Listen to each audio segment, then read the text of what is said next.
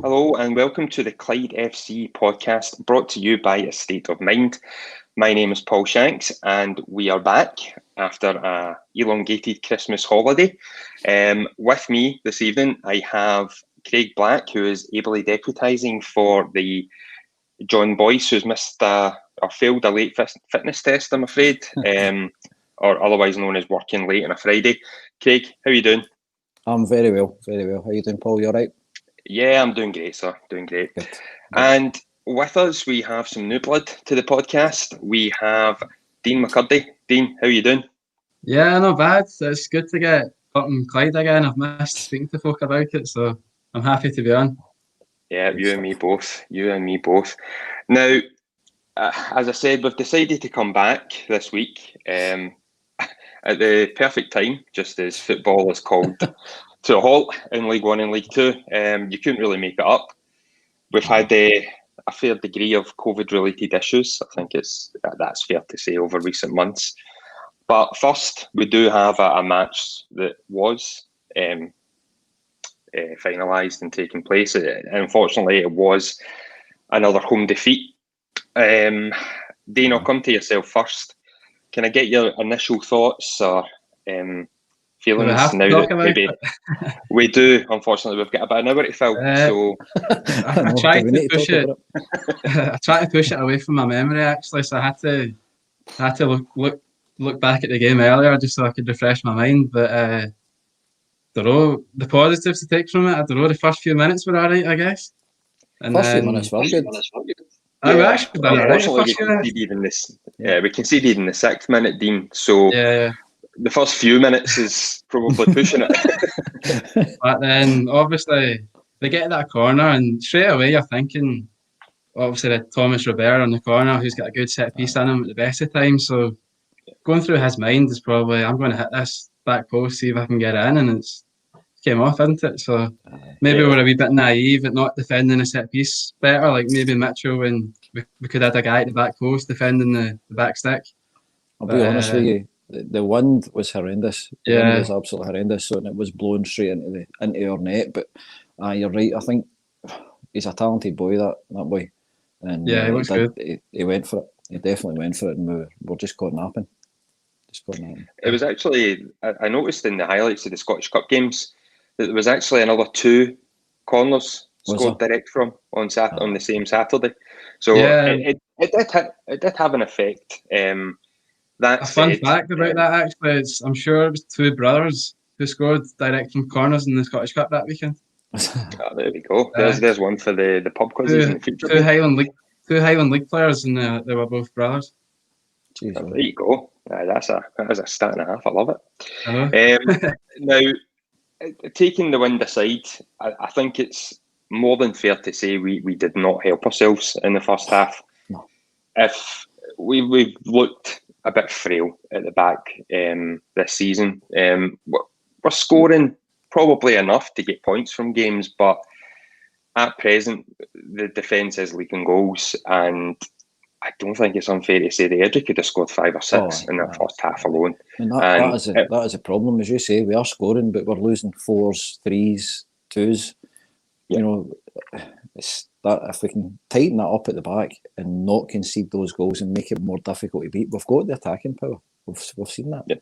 We've scored 2s and 3s, but we're letting them in. In the last 4 league games, we've scored 6 goals, which is over 1 goal a game. Yeah.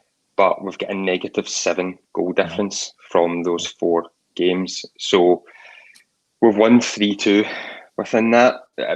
Quite a few of our victories have been 3-2. Mm-hmm. So there is maybe an over-reliance at the moment on the forwards. And definitely. Against better defences, this is a very tough league this year. Yep. Very tough league. Craig, can I get your thoughts on the second half then? So we got ourselves back into the game. I think the last 5 minutes of the first half were the last 5 minutes of the first half were good. And as soon as when Barry got that goal to get us 3-1, I actually felt quite positive at half time. I thought, right, we've got the win now. You know, I thought we've got the goal, we've got the momentum, we've got the wind at our back. Let's go for it. And they did. They started all right, and then within I think 10 minutes, we lose another The one. mirror image of the And it first was a half. kind of set piece, Yeah. you know, and you go, oh man. And that knocked my sails out. And I think you could see the boys kind of, for at least another 5-10 minutes after that, they were a bit down. I think the key point in that second half was the start of it. I think if we came out all guns blazing and we got another goal back, you could see their heads going down, because from going 3-0 up to getting it back to 3-2, that sort of gets you back in the game, doesn't it? And I think if we got the first goal in the second half, I think there would only have been one winner at that point, because we'd have went for it. But just for a set piece again, you know, you're like, oh man, it was really gutting. Yeah. Too many set pieces this season. Yeah.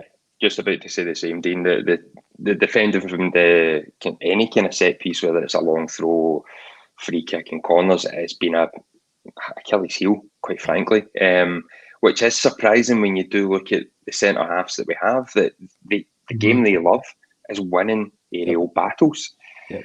And physical boys. Yeah, and I think it's going to be, whenever the football does start back, hopefully sooner rather than later, that it will be interesting to see if there's maybe a change of shape, if Danny wants to go down that line. Mm-hmm. Do you, Dean, see perhaps that being a necessity, maybe to look at the change of shape, given that maybe we're not getting the results that we should be getting? I don't know. I don't really know what else he could do. He could go a 3-5-2, but you would need your wing backs to be there. So we still need another left back, don't we? Because we can't ask Big McNiff to play left full back. Yeah. I don't know if we sign a left back, and it's possible, because we've got a few choices at right back now as well. Having another one in midfield would help us in our mids, because there's no doubt that we do lack one in there. So I suppose an extra guy in there would help things, but I don't know. I think he'll stick with what he's got. I mean, the thing is, it's only, what's that? Is that 9 games they've played? If memory serves, it seems that long ago. 8 in the league. So 8 in the league. So you're still, in a normal league season, you're still very, very early doors. You've not even hit the first quarter. In this league campaign, I know it's shortened ones, it's different, but in a normal league campaign, you wouldn't be overly concerned, and you'd just maybe be thinking, right, we're going to start getting into a stride, and the boys are getting that 6-8 weeks into it, but we don't have the time for that in this season, and it might even be that we'll have even less time this season the way it's going. It's been so stop and start as well, hasn't it? I think more so for us than any. More so for us than any other club. The games we've won, we've then not had a game like the following week as well, so that's not really helped us at all. I mean, we've had postponements for obviously COVID, and then for weather, and then COVID again, you know, so it's definitely been a stop start, and that's not really helped them even try to change things or try different formations or whatever, you know. Yeah, just before we move on, I'm just noticing that Martin Brown is asking where Super Ali is.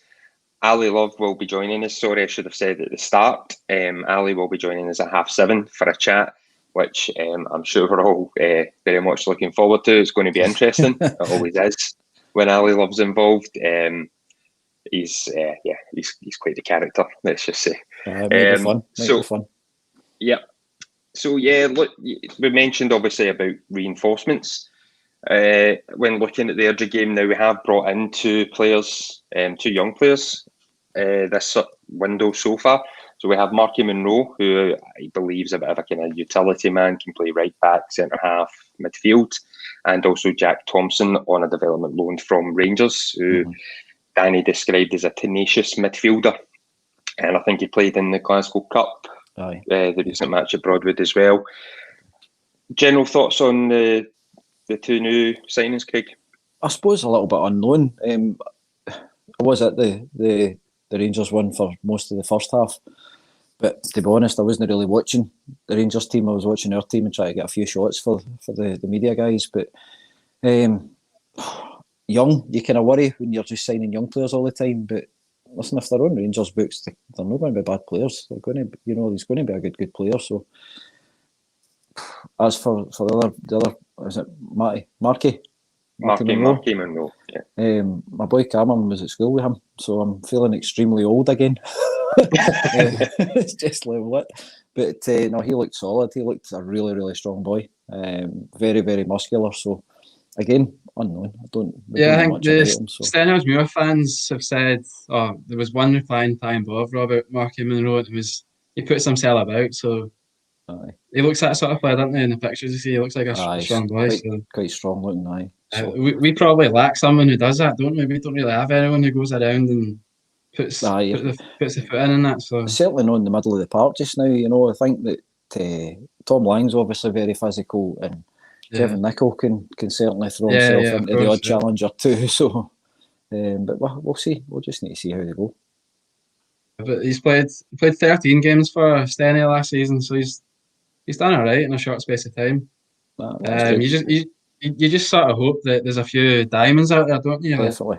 Yeah, definitely. Who've not got a chance just now because of COVID and stuff. So you just hope you've got lucky and you picked up Jack Thompson as well. Maybe he'll be good as well. I don't know. I mean, the one thing about it's numbers in the squad, because we've been light for bodies for so long. And you can see how easy and how quick it is especially with this COVID, how quickly one or two might be isolating, and then we're down to 13 players for a match day. Yeah, and end up with Danny back in the bench.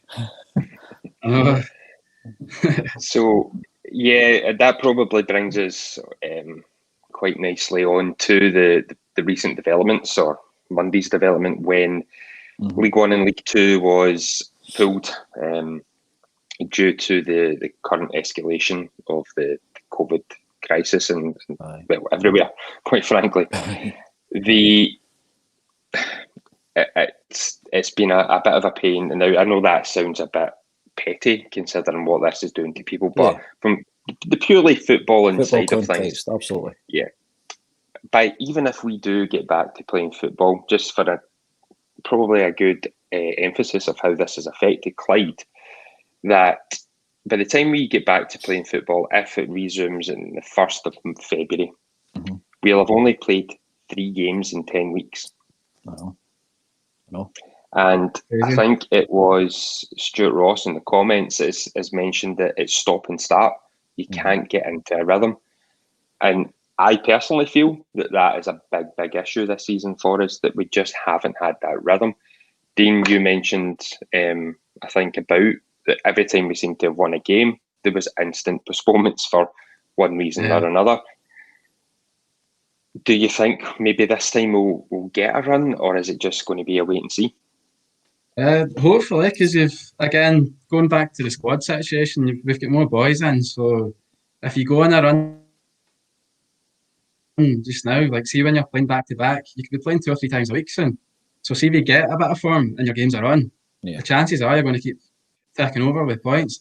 Whereas if we had game after game a couple of weeks ago, like when we're in a losing mentality, I mean that could be detrimental. But if we start back up and the games do go ahead and we start winning, then it's good. I'll be looking forward to the games, but you never know. And the boys are going to need some weeks training again under their belts to get back into the rhythm as well. So that's another thing you've got to take into account. So that's a very good point. Every other club will be in the same boat. They're all going to have no training together until the next right. Even the full-time teams as well can't train in other leagues. So it's one of those. Will we get into a run? Will we see 8, 9, 10 games in a row? Well, hopefully by the time this comes back, the weather will be a bit better, and we'll not get the postponements for frost. Hopefully, but that might eliminate part of the issue. But we just need hope. The clubs do all they can protocol-wise. It's maybe it's down to the big boys to behave a bit better and not cause these kind of things. But Yeah, I'll move swiftly on. Yes. So, I mean, if we do get football back, you're looking at, for ourselves, given that we're already a couple of fixtures behind the rest of the league, we would need to fit in 19 league fixtures over the space of 3 months. So, Dean, I think you said we're going to be probably Tuesday or Saturday, Wednesday, minimum, near enough every week, probably for the remainder of the season. And that doesn't include any potential Scottish Cup run if the Cups continue. We've already got a minimum 1 match to play due to the Keith cancellation and a possible next round tie against Ayr United or I've taken a mental blank. Elgin, thanks guys, bailing me out there. So yeah, I mean that takes it into to 20 plus games in 3 months. That's a tall ask for a full-time team, let alone a part-time team. Yeah, and you've got to stay COVID free as well at that point. See if you picked up COVID again, then where'd you even start? Like, there's no way you're going to fill in all of those games. I know. Well, obviously, fingers crossed we don't. It might make every single point crucial as well, because if they end up curtailing a season and they go down the points per game thing again, we need every point. Every single point is going to be crucial. I'm sure I actually read someone, I think, was theorising, depending on the result of the two postponements due to their own COVID issues, as to how that would currently place us. But given the points per game average, we would actually finish in the playoff spot as it currently is. So we wouldn't fall below fourth or anything like that. But that is just pure, complete guesswork at the moment. Dino, we've had quite a few requests for you to give us a song. Craig Chambers is the latest. Are you going to take up this offer? Or I think I need a few beers for that one, unfortunately. But saying that, it must be about a year now since I've sang, so I don't know. It feels like it. No, yet. Maybe then, see when Ali's on, maybe you'll get an Ali love song out. Well, I think you'll be the one singing it. Probably. More than likely. Dean, we'll come on to yourself. Actually, we're going to do a wee fan spotlight on you. But just before we do move on, we'd just like to pass on a word of thanks from Clyde director Gordon Nisbet, who has asked me to thank once again all Clyde fans who got involved in the festive raffle 2020, which raised a fantastic £7,605 for the club, which, given the current circumstances and everyone's got their own issues to deal with, that's a magnificent effort, and it's very much appreciated by all at the club. So yeah, just wanted to do that before we crack on. Once again, best fans in the world, I think. Yeah, brilliant. Yeah. So Dean, we're going to turn the spotlight on you. So you're involved in quite a few different aspects at the club. Obviously, you're a fan, first and foremost, season ticket holder. And you're also the new matchday SLO. Can you give us a wee bit of kind of information? How did this come about? Was it something that you were keen to take on? So last summer, obviously, John Anderson stepped down from his role after a few years in it. So I just... I think I'm a friendly face around the place. I'm there every week, so I thought I'd be good at it. So got in touch with John Taylor, spoke to him about it, and we agreed that I would do the match day side of things. So we're actually splitting the role in two. So we've got a match day SLO, then we've got a non-match day SLO that's run by a woman called Kirstine. So she's a contact. If you want to email anyone, she's got her email address on the webpage and stuff. So all complaints Kirstine is what you're saying, Dean? Yeah, although we do liaise with each other about the emails and stuff if anything came in. But for me, for my role, obviously I've not really done anything yet because we've not got any games to go to. So my tasks this season especially would have been the digital season ticket. So people having trouble on the match day getting in and out the turnstiles or whatnot. So basically this season I was expecting that to be sort of my issue, and match day would be to deal with that. But obviously it's not came around. But apart from that, me and Kirstine have both been doing... There was a mystery shopper last season at Broadwood. So the mystery shopper came and sort of scored the club on everything on a match day. So everything from pre-kick-off to half-time to after kick-off. Me and Kirstine went through that before the season started, and we came up with how we can change things at the club to make it better for sort of fans coming to the stadium and away fans coming to the stadium. So lots of different things, but again, obviously we've not been able to put them into practice yet, so we'll have to wait till next season. But there was plenty of stuff to do pre-season, but now there's nothing really to do, especially from my side of the road. But the quicker we get back, the better. Yeah, no, absolutely. Moving on, you're also, I believe, the co-manager of the supporters team, Bully United. Yeah. Can you give us a wee bit of background just about the supporters club, the supporters team, sorry, just for anyone that's not aware of them? Well, first of all, I mentioned Dom Jack. He's the co-manager. He'll be gutted if I didn't say that he's part of it as well. Yeah, so we're just a bunch of Clyde fans really who we get together as much as we can. We would do it every week if possible, but because most of us go to the away games as well and by bus, so it's a struggle sometimes to play every single week, especially when you could have an away game against Ayr, for example, and then go somewhere watching the first team. So it's just not possible, especially when you've got a team of young boys. But yeah, so me and Dom, we restarted the team a few years ago now. It was previously run by Richie Duncan, who claims he had the best ever Wheeler United team. But we won't talk too much about Richie. But yeah, so we've been playing a league with other supporters teams. So you've got lots of different teams like Airdrie, Queen's Park, Ayr, Motherwell, lots of different varieties of teams. So we've had a few good games against Queen's Park down the years as well, as you can imagine. So they've been quite good. We're not the best team in the world, put it that way. We struggle. There's been games I've scored hat tricks and stuff. Scored hat tricks, we've been beat 8-3 and stuff. So I mean, you're sort of happy, but then you remember the scoreline and you're not happy. Well, that probably quite. If there's any Clyde fans out there who have got a secret talent of being a good footballer, then just give me a message and we can get you along. Just exactly what I was about to ask, Dean. If there was anyone who saw themselves as maybe that this was their time to get the scouts looking. Yeah, look, we're not, as I said, we're not the best team in the world. If you can run, then you're probably halfway there, to be honest. That's me, God. I mean, we do fun things. Last season we done training with Chris McStay in Norway, so we got that organised a few times. So that was good for us. And we're going to do the same thing this season with Norway, but obviously COVID and stuff, we've not been able to. Yeah. So before we move on to yeah, there's a few people questioning about a red card, Dean, and I feel it would be unfair of me not to address it. So, do you think it's acceptable to be sent off, Dean? Well, let me explain how it happened, then we can see if you agree. So, we were playing Airdrie away last season. You're acceptable already. It was 2 each at half time, so I'd scored twice in the first half.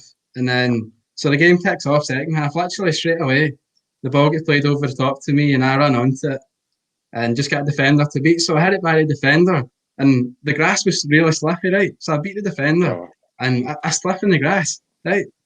But I get straight back up because I'm one of the keeper, so I'm thinking hat trick, brilliant. So I get back up and the referee's blowing his whistle and I'm going, oh no, like, first of all, I'm not going to score here, and second of all, he's going to send that defender off for bringing me down when I slip.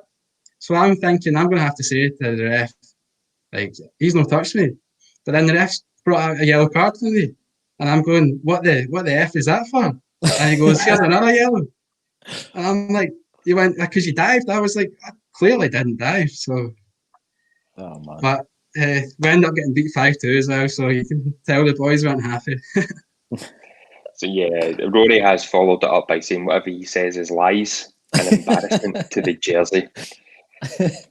It's quite damning. It's damning. That's harsh, mate. It is indeed. I think I saw another comment from Joseph Curry. It was asking if Clyde is going to start the Clyde FC. Is it the Football Fans in Training? I believe that stands for. For us guys. I'll be with you there, Joseph. Don't worry about that. I'll be at the front of the queue at this rate.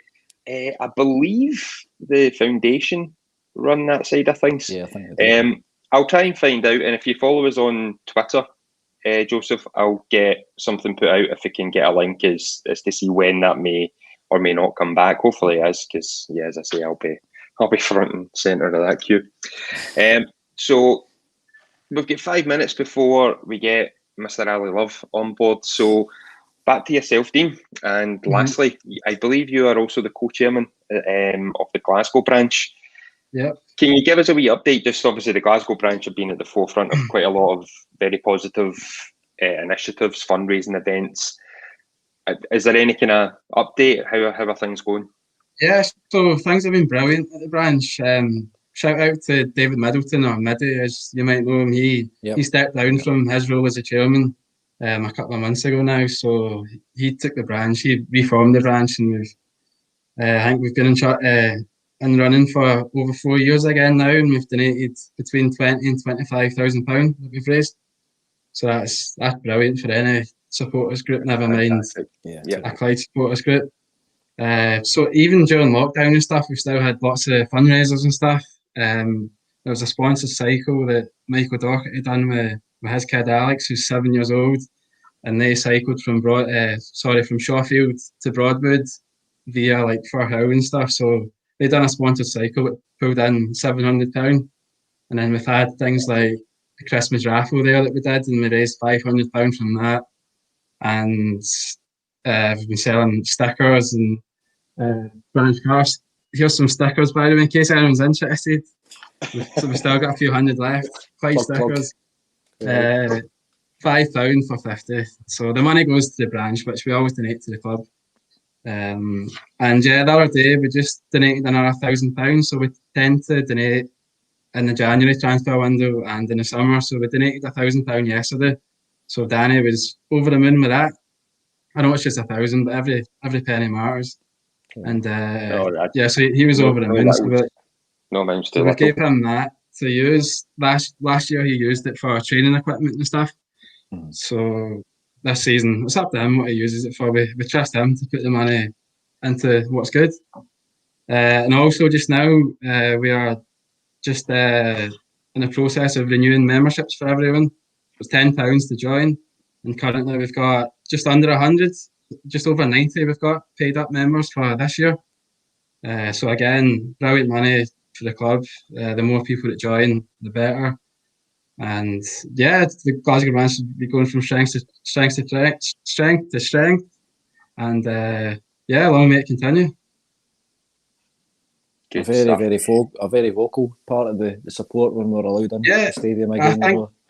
I think the players appreciate that as well. The players always, and Danny as well, they always sort of give mention to the Glasgow branch, and so it's good to know, because we run buses for some home games and most away games. So yeah, we are quite a vocal bunch, but I'm sure it's appreciated by the players. It definitely is. Are there any current fundraising initiatives that you would like to plug? Yeah, I would actually. So we've got an alley.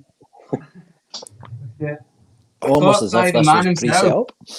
So Ali Love, top from last season. Official thought. So this is we're going to auction this with bids starting after this podcast tonight. But I believe we've already had a bid of £100 from yourself, Paul, if that bid still remains. Yeah. Stick me down for 100, Dean. So that means the bids start at 100, because Paul's already bid 100. So I'll be posting this. If you're a Glasgow branch member, this will be posted on the Facebook page, or it'll be on my personal Twitter account, which is Dean McCurdy1. So just go on that and I'll post about it later. And if you've got a bid, just comment your bid, and then I'll let you know if you're in the lead or not. So it will run until next Friday night, and then whoever's bid the most will win the Ali Love Tap, and I'll send it out to you. Brilliant. The bids have just been upped already, Dean. Have they? Yes, our good hosts at a State of Mind have bid 150. Oh, brilliant! Well done. Not bad. I'll hold fire now, because the wife's upstairs and she'll kill me. And this is live, so I've got no out game. So I'm delighted to say that Mr. Ali Love is ready and waiting in the wings, no pun intended, with him being a winger, and should hopefully be with us any second now. We're doing, boys. You know, we must have got half of the viewers to sleep, man. Dearie me, 10 minutes. Go on, boys, all right? Good, man. Fine, Ali. All right. How you doing? Aye, good, thanks. Good. Good stuff. How was the latest lockdown treating you? Aye, all right. After about the sixth lockdown, we're getting used to it. So, Sadly, too used to it. frustrating, but needs must at this moment in time.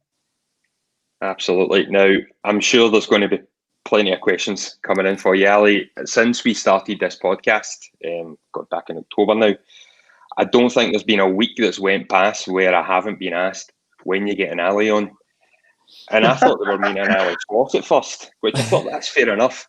And then they went, no, get the love machine. And I was like, right, I'll get him on.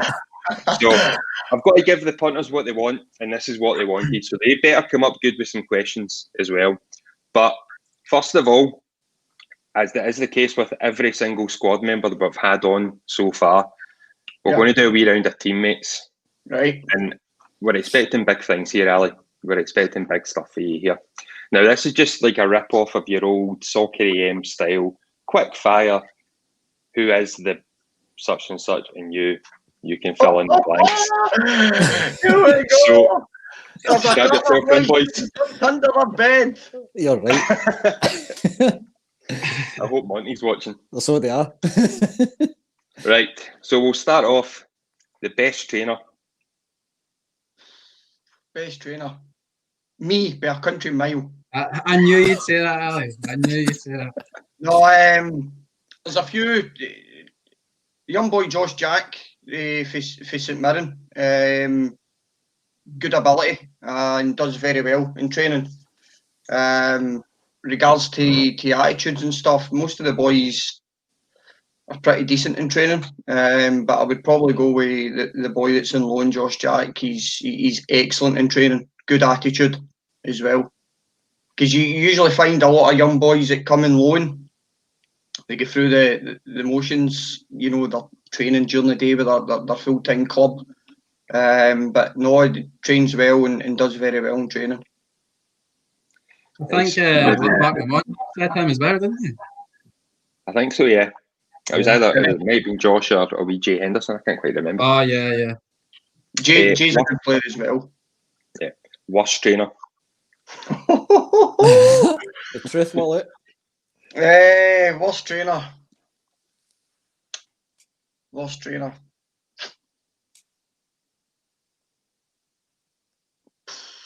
Don't be shy. Who's the worst You've trainer? got a few weeks, I might forget it. A few weeks before training when he starts, so Aye, I know. let him free. I'm trying to. In fact, I'm going to say Christoph. Reason being, Christoph trains once a month. Horrendous. Constantly never trains. Constantly injured. Unbelievable. So Christoph's getting Lovey's worst trainer because he's never had training. The physio's best pal. Aye. Keep seeing Finlay in a job, aye. Oh, aye. Most skillful. Christoph, country mile. The next one should be good. Biggest moaner.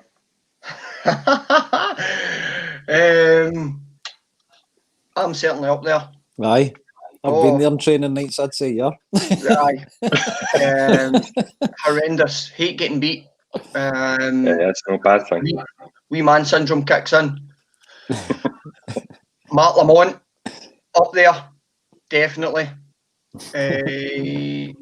My travelling buddy Mitch, up there, definitely. He put himself forward.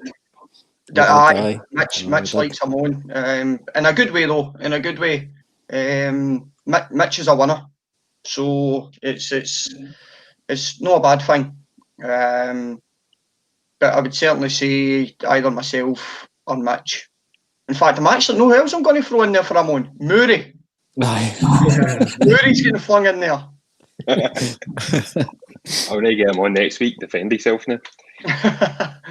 Right, the most intelligent. This has been a debate actually at training. So am I right in saying Mark Lamont said McNiff? Yeah. Because he works for a bank was the reasoning. Miles off it. Was he a cleaner? Was he a cleaner at the bank?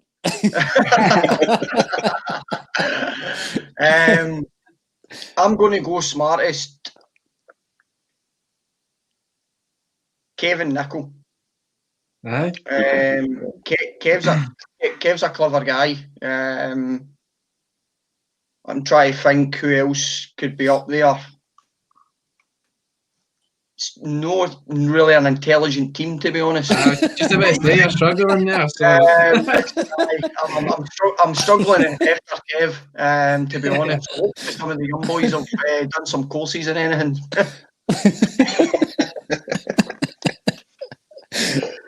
Right, well, that moves me quite nicely on to least intelligent.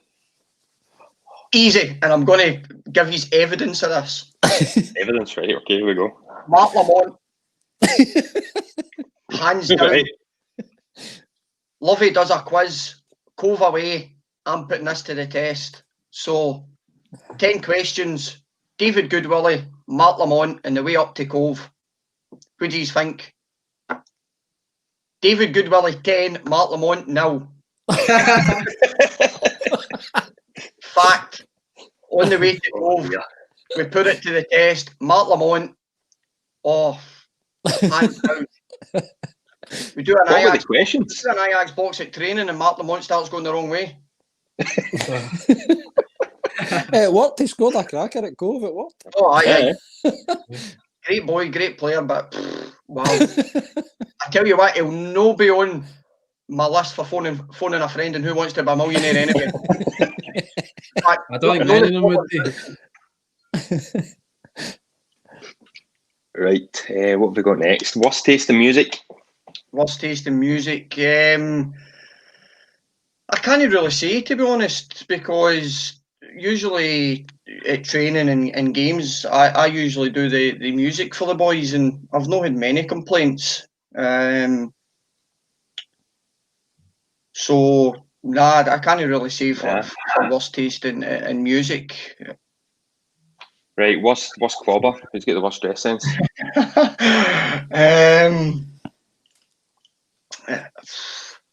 Depends what you like, I suppose. Wee Marky tries and keeps it real down with the kids. Big Kev, he likes his big coats and his Chelsea boots.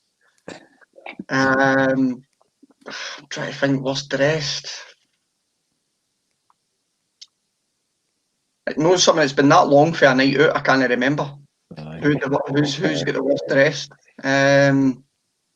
The last night out was probably that race night that we had, do you remember? I don't remember that. I think I was I not racing a chair up and down the hall? I think that was the one before. That was the one before. Sadly, we never got that on camera. Right. No, I got worst dressed. Try to rack my brains here. The most of the boys are all right, to be fair. Monty got it from Mitch for the fact that he quote unquote doesn't wear shoes because he's too young. Aye, a lot of he wears those McQueens, doesn't he? So I get what Marky was getting at, but for the worst dress, to be fair, most of them, Big Scotty Rumsby and that, Tam Lang, they've got decent clobber. Don't get me wrong, a few of them play it safe, jeans and a wee shirt. We've got a couple of safe ones. I must admit it, but I think if any of the boys are watching, I'm prone to a blazer. I like a blazer on the night out. Wee shirt and blazer combo. Can't go wrong. Right, and last but not least, the Joker. Now, we're going to admit yourself, because every time we've asked it, you were the answer, Ali. So, aside from yourself, who's the Joker? There's a few. As you've heard me speak before, they're a good bunch. So, Goody, Big Kev, Mark Lamont, Tam Lang, Scotty Rumsby, Mitch. They're all, Craigie, you'll know. Do you know yourself? They're a good riot.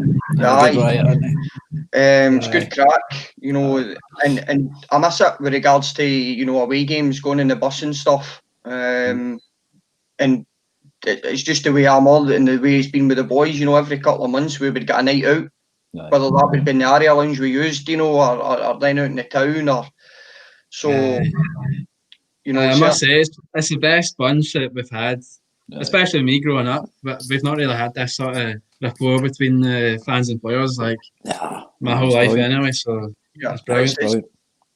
And I think, talking on behalf of the boys as well, I've been at a few clubs, you know, more clubs than Tiger Woods now, so it's certainly a good connection with the players and the fans, really good connection, and I'm certainly, you know, enjoy the nights out and the race nights and that the fans hold, so it's really, really good.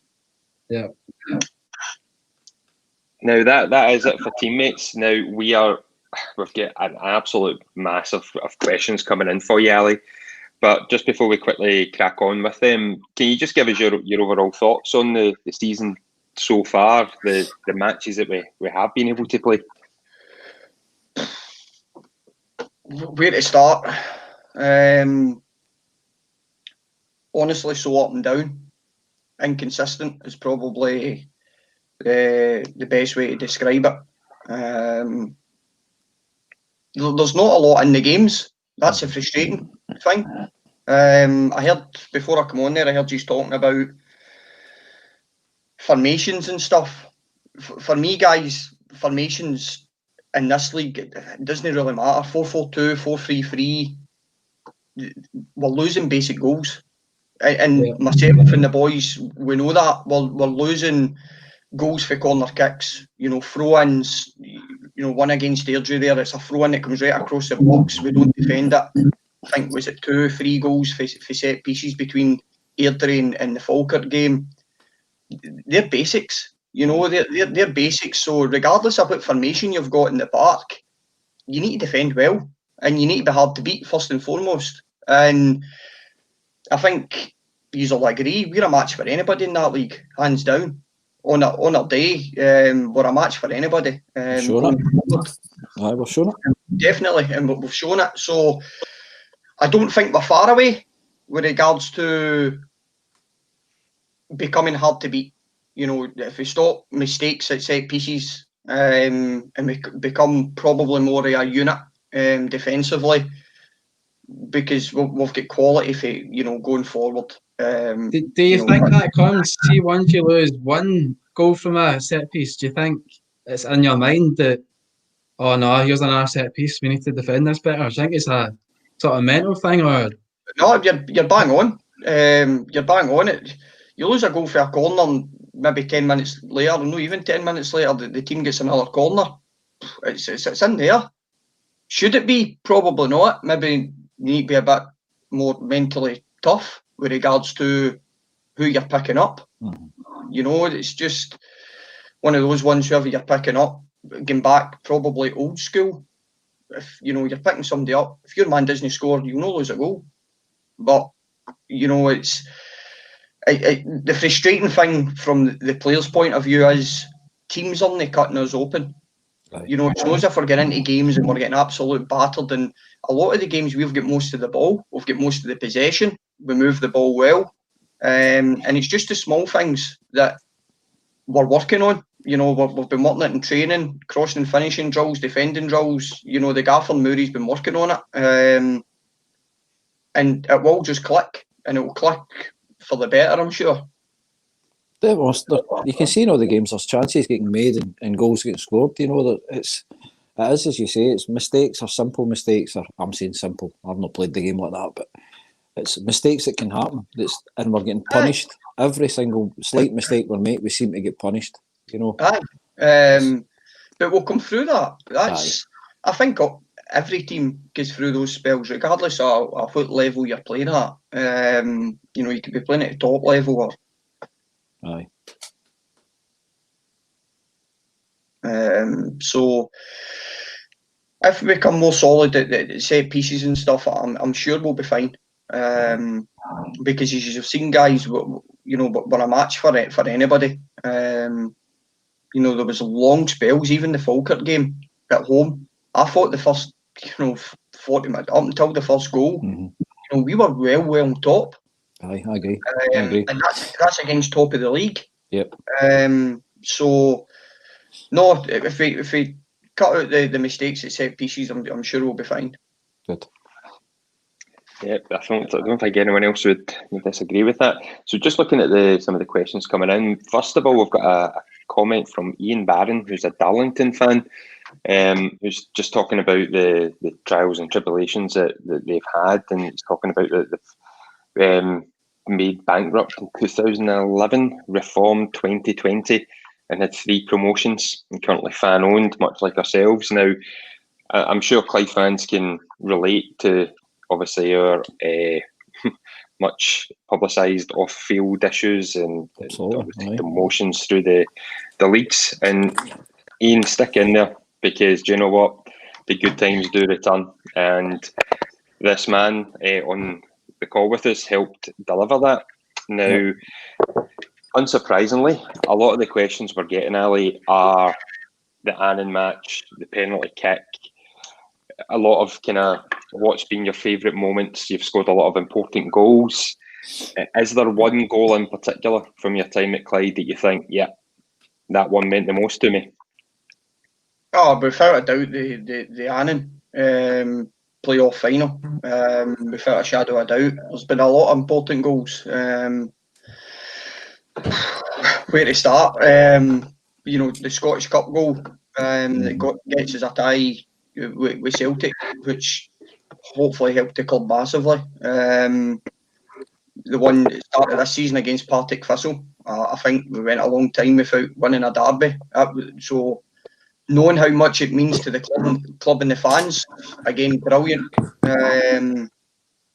But without a doubt, the Annan, you know, the Annan goal, it was the icing in the cake for me after what had happened that season. You know, it was a tough season. Again, I think we would have won the league without the points deduction. Yeah. I thought that was harsh. So the boys done brilliant to, you know, end up going up, because I don't think a lot of teams, after with the points deduction, a lot of teams and a lot of dressing rooms I've been in would have crumbled. Aye.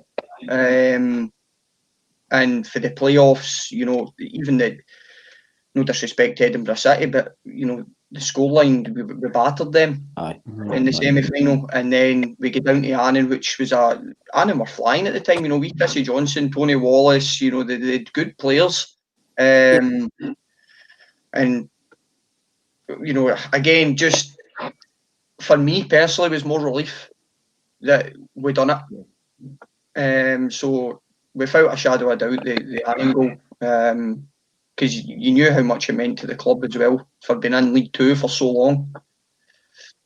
So, good night out after it as well. Aye. Did you say good night or good nights? I don't know that. I know, tremendous night, tremendous day, and I've just had a message off some of the boys there. They're watching to see what I'm saying. So, to keep it low key, we went to Portugal afterwards, and that was tremendous, absolutely tremendous. Nice and relaxing. I seen some of the pictures. I think it was on your Snapchat, Ali, actually, and you looked like you had a good time for it that way. Oh, it was brilliant, absolutely brilliant. But no, to answer the question, without a doubt, the Annan goal. Can I ask you what was going through your mind as you stepped up to take that penalty? And on a scale of 1 to 10, just how nervous were you? Don't miss it. I wasn't nervous. Just I was. Did you know that you were going down the middle? I did. As soon as I picked the ball up, I knew I was lacing it straight down the middle. So no, I wasn't nervous at all. But I did put pressure on myself to score. But as soon as I placed the ball, I knew I was lacing it down the middle. So no, just pleased for getting in and the club obviously being where they are at the moment. I don't know if you've discussed this already, but was it a penalty? Oh, 1,000,000%. Come on, Dino. Jeez, were you there? I still struggle to see where that push I didn't know what to blow for. Hey, actually, see, to be fair, in the penalty incident, I actually, right before it, I should score. I think we Marky. Aye. He cuts inside and he puts one right in my head. And to be honest with you, I've probably turtlenecked it a wee bit because the keeper was coming out and Big Swinglehurst was behind me. But he certainly pushes me. And just thankfully, Bobby Madden had seen it and gave it. Yeah. So Dino, just to wrap it, mate. I'm looking down the lens, and I heard him blow, and I thought he blew for a goal kick. You know, and he's got a penalty because I missed it. You know, I'm watching what's going on, and I'm like, oh, that was then the nerves really kicked in for me. That was, I think I got all your nerves that day. That was terrific. That was brilliant. Magic, absolute magic. Hopefully, play to come. Oh, absolutely. Aye. We've got a request from Andy Gray, Ali. He's asking, can you wish Conor Gray a happy 21st lockdown birthday today? Is that Conor? Conor Gray, yeah. Happy 21st. Happy 21st, Conor. Have a good one, pal. And have a beer on me. There you go. Request granted, Andy. I'm making wishes come true here now and everything. It's great. Right, Dean, have you got any questions you would like to ask the legend? Obviously, I got cut out there with my Wi-Fi went off, so I'm on my phone now on my data. Somebody was claiming that your dial-up it failed you. So I'm on my data now. But anyway, the only questions I had, they've probably been covered, but is there any player this season in particular that we missed who we had last season? Yeah. I think you'll agree with me here as well with regards to John Rankin. Yeah. Ranks was tremendous. Tremendous athlete, professionalism, the way he conducted himself in training, matches. He can easily still play. Easily. Fittest guy I've ever seen, ever played with. So yes, Ranks and Raymond Grant. Do you think Rankin's sort of professionalism, do you think that rubs off in the boys at all? Aye, it does.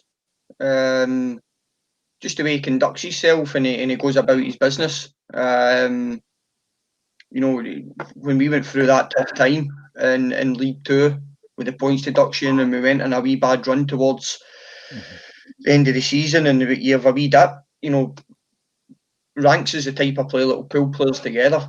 Yeah. You know, and say one or two things. Because you can't rely on one player alone. You know, whether it be Goody, Big Kev, myself. So Ranks was brilliant at that. And again, Granty in there was... See, for me, Granty was very underrated. Yeah. You know, see if Granty was playing in the Premier League, you know, I think there would be more eyes and people talking about him. He's one of those types of players that until you actually play with him, you don't realise the job they do. I've noticed a difference just watching, because last season everything we did sort of came through Granty, didn't it? From our goal kicks, we gave it to Granty. From throw-ins, it was to Granty. Whereas this season, when I tuned in for pre-season games and that, I'm thinking, who's taking the ball? Like, have you noticed that? Is that a difference for you? I just still get it Goody. Service. No, you're right, Dino. You're right.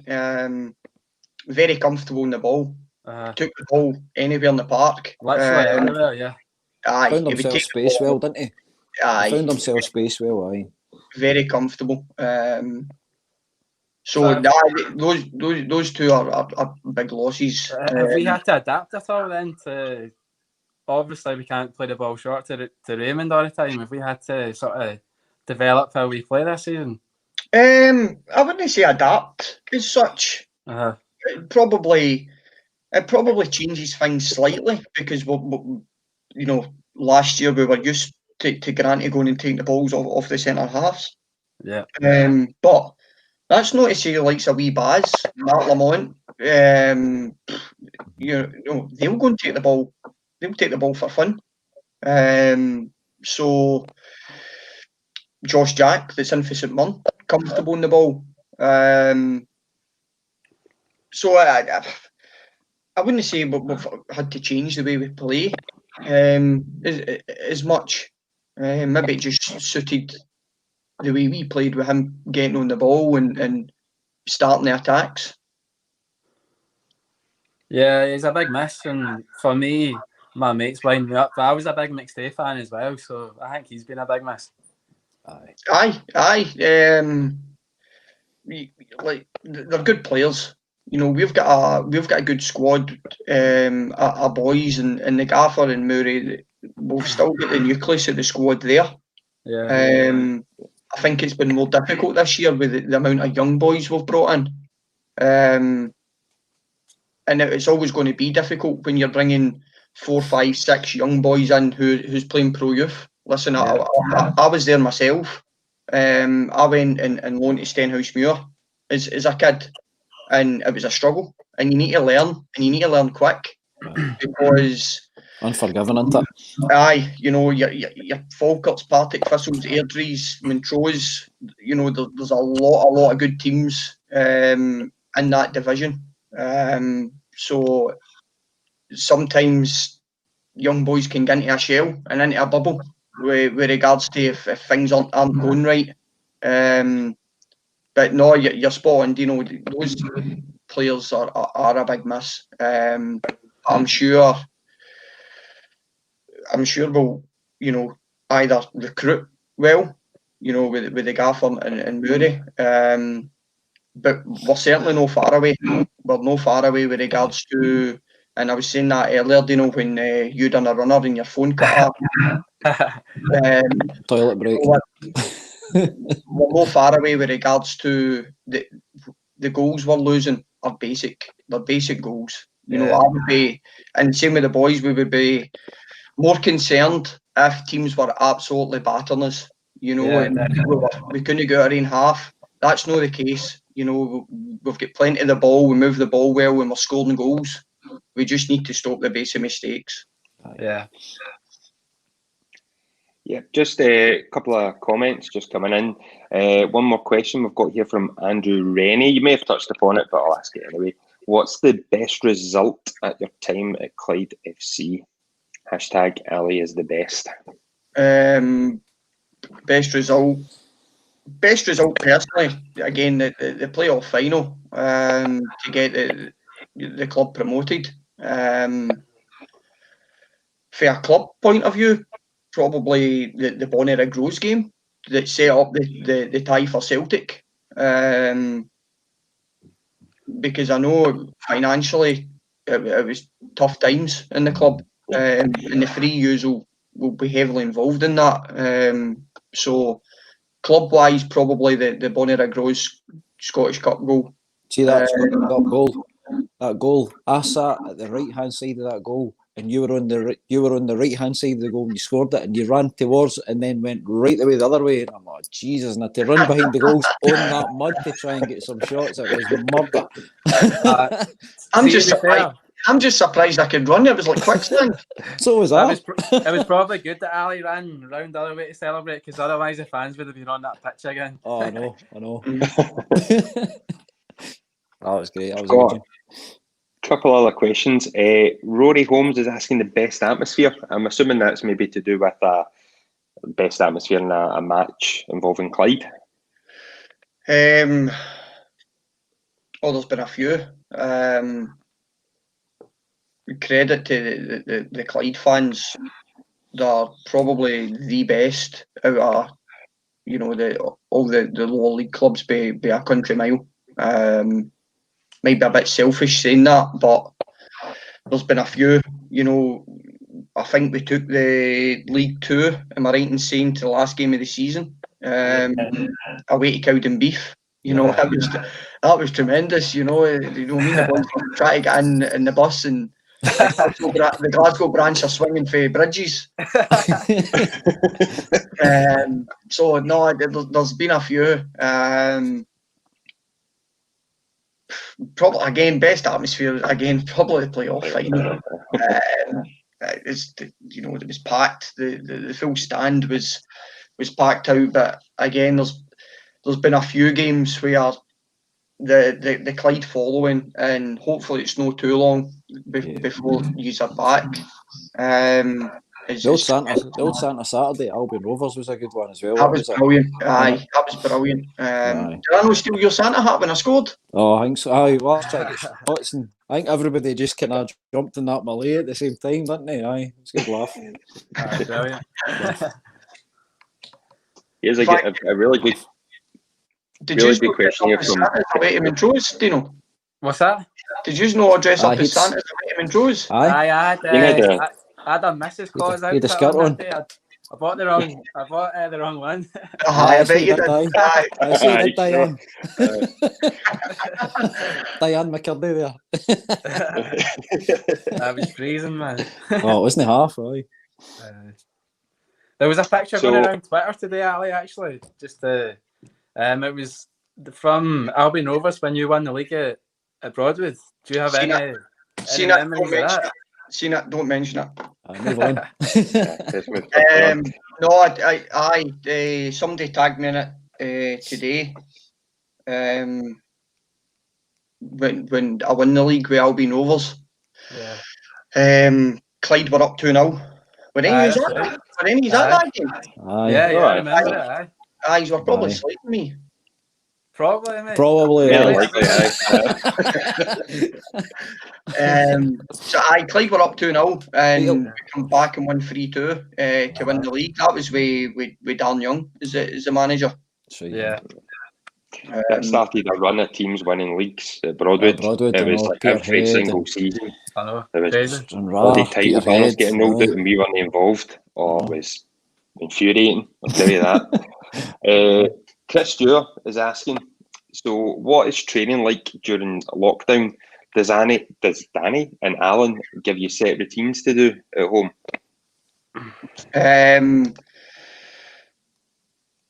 The gaffer has actually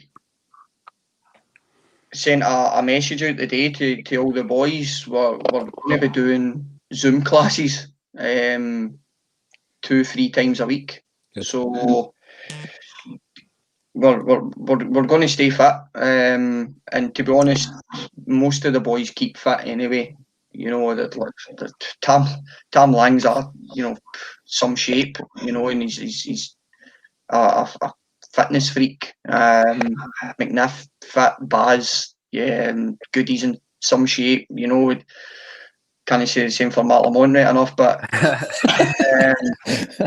no, we Mark is fit as well, so they're a fit bunch, and probably the gaffer's looking to plan ahead with the leagues potentially kicking off in February again. But for me, in a personal point, we will keep fit, but going into February, am I right in saying we've only played 8 league games? Yeah, that's right. Yeah. 8 league games. Only playing 8 league games going into February is madness. Absolute madness. But hopefully we can get back and get a run of games. Yeah, completely agree, Ali. Now, just conscious of time, we'll finish up. Have you just got a final word, just a wee message for the Clyde fans that are watching? Stay safe. Just, follow the guidelines as much as you can, and hopefully, on behalf of me and all the players, we hope to get you back in the stadium and backing us, because it's been strange, playing at Broadwood and it's empty. It's so strange. So no, just stay safe and hopefully once we're back we can start getting on a good run rather than being, you know, a wee bit inconsistent. And hopefully it's a successful end to the season if we get to finish it, that is. Yeah. Brilliant. Thank you very much, Ali. Gents, anything up before we close off? Can I just pass on my condolences to, there's been a few Clyde fans who passed away over the festive period there. I just want to pass my condolences on again to all the families involved, because there was quite a few, young and old, so I just wanted to bring that up. No, absolutely. No, here, Dean. Right. Yeah. Now, so yeah, Ali, thank you very much for your time. It's been great. And anything, guys. For the season, once it hopefully does resume, it goes without saying you have every Clyde fan's backing. Dean, thank you very much. Hope it wasn't too daunting for you as your first time. Nah, and I enjoyed that. Hopefully see you back. Despite Ali's somewhat harsh critique of you, I don't think it was that bad. Right, I'll give you a solid 6 out of 10. Right, Craig, as ever, pleasure to have you on. Absolutely delighted to be on. Stepping up since voice is skiving. I know. It's shocking. No excuse. And yes, so we will be back. We won't have football to talk about, so I've got a couple of ideas. I have no idea if it will come off, but hey, who knows? We'll see. So, thank you once again for watching, and stay safe. And until next time, come on, the Bully Wee. Thanks, Ollie. Thanks, folks. All the best, guys. All the best.